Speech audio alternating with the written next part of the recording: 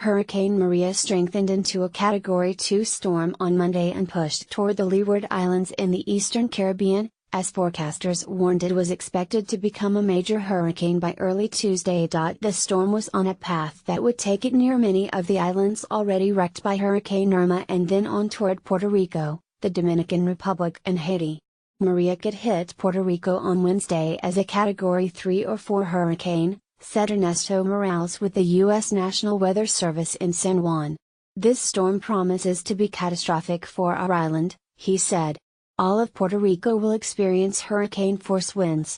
The U.S. National Hurricane Center said Maria had maximum sustained winds of 110 miles per hour, 175 kilometers per hour, Monday morning. It was centered about 120 miles, 195 kilometers, east-southeast of Dominica, or 85 miles, 135 kilometers, east of Martinique, and heading west-northwest at 12 miles per hour, 19 kilometers per hour. Hurricane warnings were posted for Guadeloupe, Dominica, St. Kitts, Nevis, Montserrat, Martinique and St. Lucia. A tropical storm warning was issued for Antigua and Barbuda, Saba, St. Eustatius, and St. Martin. Forecasters said hurricane conditions should begin to affect parts of the Leeward Islands by Monday night, with storm surge raising water levels by 4 to 6 feet, 1.2 to 1.8 meters, near the storm's center. The storm was predicted to bring 6 to 12 inches, 15 to 30 centimeters, of rain across the islands, with more in isolated areas. Officials in Guadeloupe said the French Caribbean island would experience extremely heavy flooding starting Monday afternoon, and they warned that many communities would be submerged overnight. On Wednesday, Maria was expected to be near or over Puerto Rico, which was spared the full brunt of Irma, although much of the island had its power knocked out.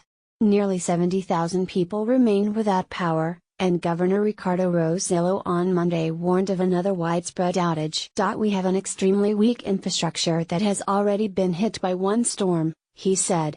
This is going to be a catastrophic event.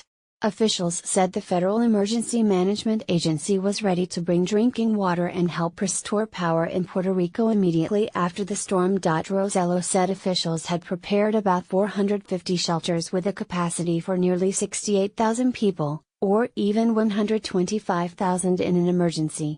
Schools were canceled for Monday and government employees would work only a half day. Officials in the Dominican Republic urged people to leave areas prone to flooding and said fishermen should remain in port. Farther north, long-lived Hurricane Jose continued to head northward off the U.S. East Coast, causing dangerous surf and rip currents.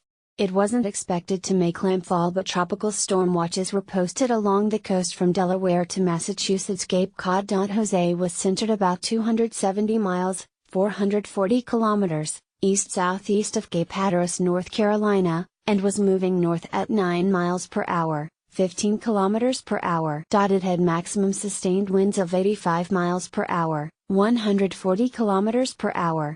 In the Pacific, Tropical Storm Norma's threat to Mexico's Los Cabos resort area at the southern end of the Baja California peninsula seemed to ease as forecasters said the storm's center was likely to remain offshore. Norma had winds of about 50 miles per hour, 85 kilometers per hour, and it was centered about 160 miles, 255 kilometers, southwest of Cabo San Lucas.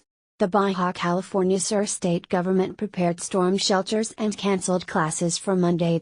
Meanwhile, Tropical Storm Lee weakened into a tropical depression far out in the Atlantic while Hurricane Otis weakened far out in the Pacific.